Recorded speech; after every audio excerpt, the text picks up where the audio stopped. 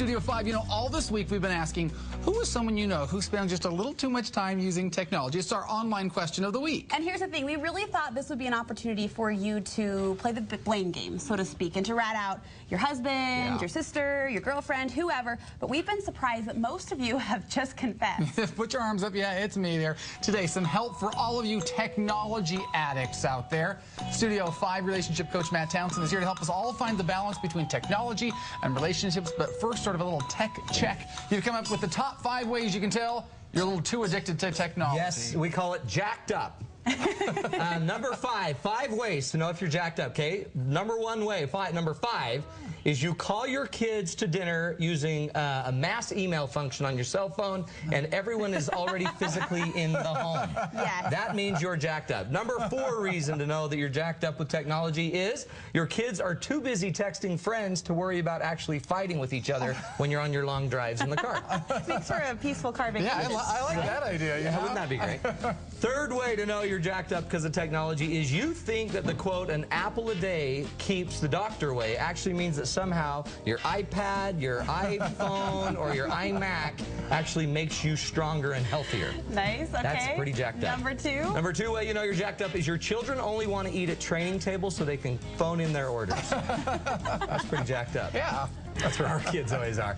And the number 1 reason you know that technology, or way that you know that technology has taken over your life, is because you realize that those precious few moments of free quiet time that you used to enjoy in the bathroom have now been replaced with an excellent moment to catch up on your texting. You don't need to elaborate anymore on that. That's Say no more. Yeah. I wrote a book in my bathroom. Don't want to talk about it. A little keyboard comes out of the wall there. Exactly. Like, I don't even need a keyboard. This little BlackBerry. Nice. Okay. Good stuff, though, huh? Really good stuff, but in all seriousness, this is a huge problem It for is. a lot of people. I mean, they are too plugged in, right? Techies hate them.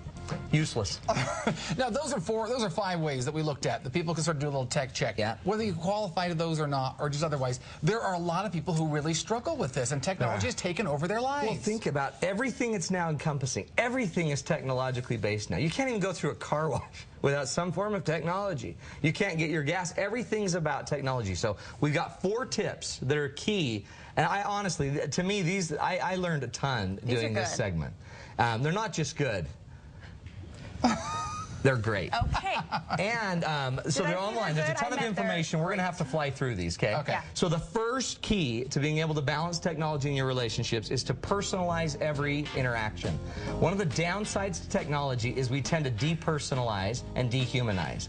A lot of us love to text because then we don't have to talk to them. We don't have to engage people. We're avoiding, right? Now remember, all information has basically 2 components. It has a data component and an emotion component, a feeling component. If a lot of us just are only focusing on the data component, then we're depersonalizing our conversations. But that's good, I think, a lot of times, because you can get to the point faster, you can move on. But do we leave out the personalization? Then what do you lose? Then what you lose is the emotional side of this. Like, hey, so what's the address to the party?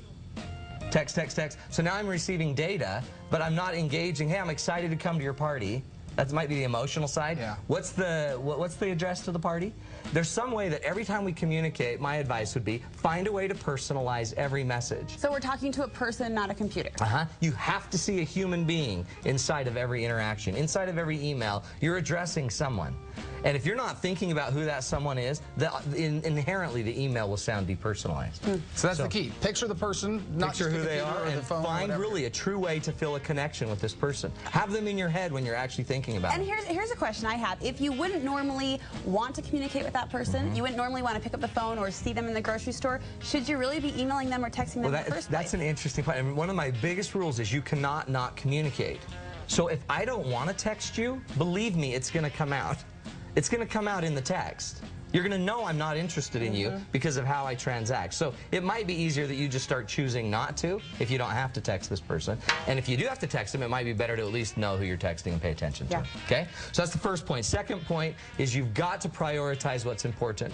One of the biggest problems with technology is it acts on you. You don't always act on it. Technology comes from the outside in, and long-term, healthy, loving relationships come from the inside out. If you want a relationship to work, you've got to go choose it. You've got to go work on it. You've got to go make it happen. It's not just enough to allow something else to interact on you. Think of how many times you've interrupted a call or a talk with somebody personal to you because of a phone call.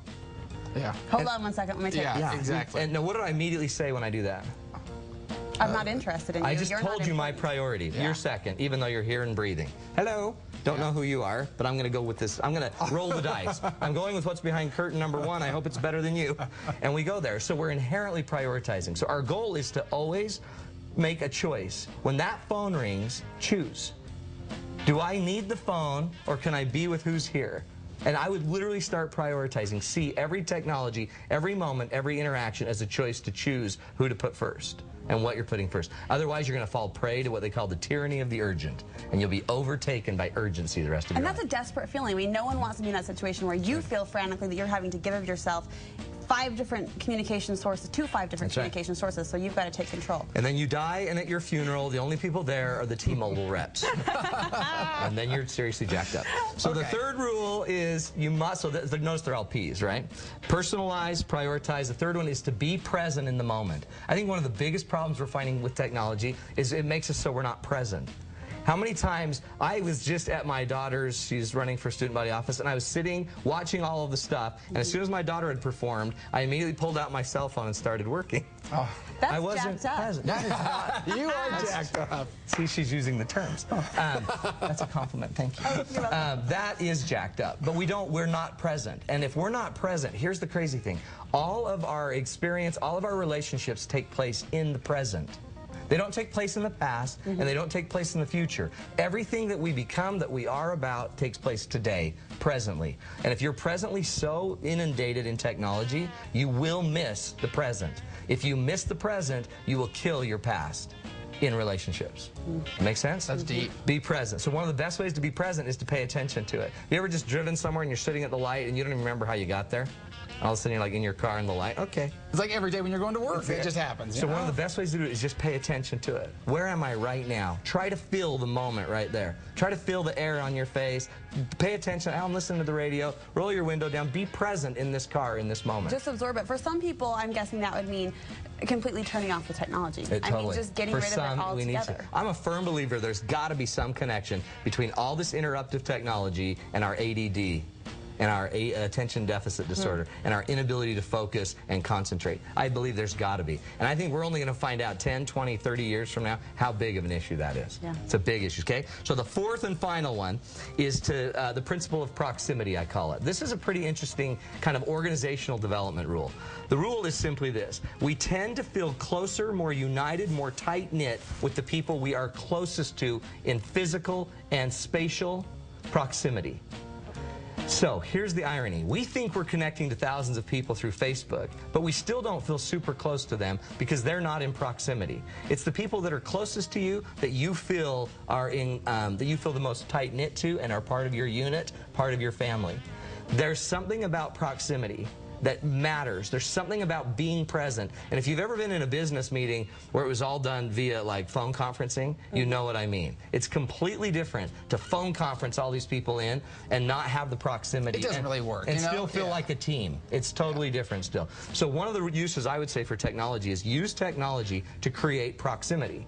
Use our technology to make sure we're getting together. Use our technology to make sure we're actually having together time. So technology can help relationships. I mean, if it's used correctly, it can help bridge that communication. If you're in charge of it, and if you personalize it, and if you're present, it could be a great tool. But you're saying it can't be your only form of It can't be your only form. At some point, we need face-to-face, eye-to-eye. Okay, that'll do it. And that'll, using the technology, improves the relationships, improves our communication. And then at your funeral, you'll have hundreds of thousands of people there, and none of them will represent. Yeah, exactly. Those T-Mobile reps will still be there. They're great. And there's AT&T reps, too. There's Sprint, Verizon. All right, there's also date night with Matt Townsend. Yes, this one's a big one. This is a huge one. If you've ever had a problem you haven't been able to solve, or you want help on that, this Friday, April 23rd, we're having the date night. It's a different location. Yeah, where's this? It's in Millennial Falls in Draper. It's a big reception center. Sounds romantic. It's totally romantic. And you're going to learn how to solve problems together. You're going to learn how to talk. So if you have problems with that, give us a call, 747-2121. But do it quickly because, seating is limited. And don't bring your cell phone. And don't bring your cell phone. All right. Thanks, Matt. Thanks. Really good stuff. Coming up, a few tips.